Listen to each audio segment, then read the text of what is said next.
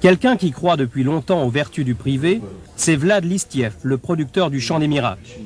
Appartement design, vaisselle de luxe, croissants frais au tartare et au poivron en guise de petit déjeuner. Listiev, c'est un peu le Michel Drucker de la télé russe.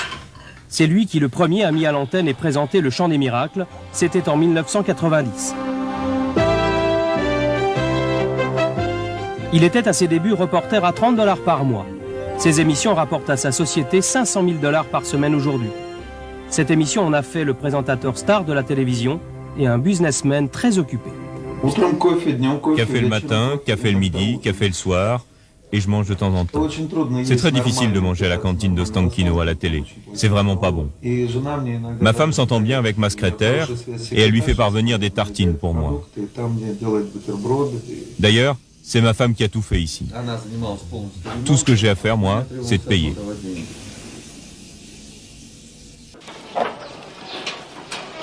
По всей видимости, сейчас многие люди являются представителями нового класса, скажем так, людей, у которых есть своя собственность, которым есть уже что терять. Вот. Поэтому, несомненно, конечно, представителем такого среднего класса, я не скажу, что я очень богатый человек, нет, но я не бедный человек.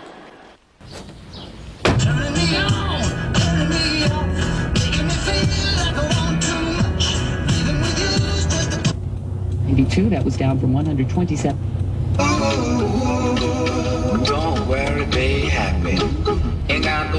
Listiev est le patron d'une société de production qui fabrique les 10 émissions les plus regardées de la télévision.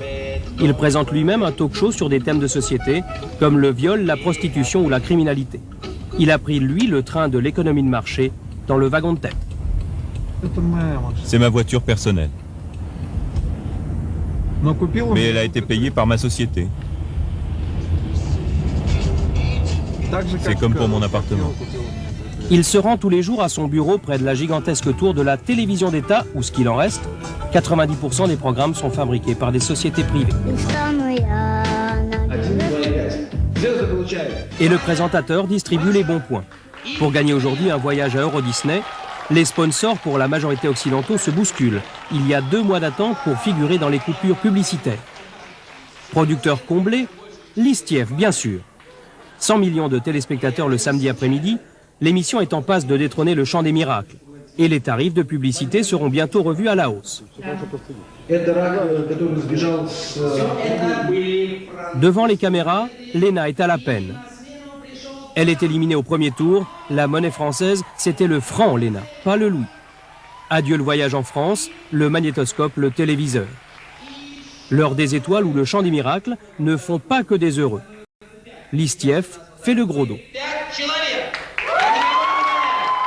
Такое трудное время, которое переживает страна, когда экономика нестабильна, когда людям трудно купить какие-то продукты, товары и так далее. Вдруг здесь просто так раздают автомобили, видеомагнитофоны, телевизоры.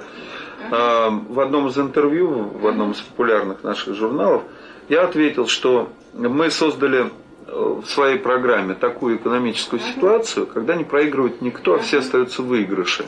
И пусть попробует премьер-министр страны создать то же самое во всей стране.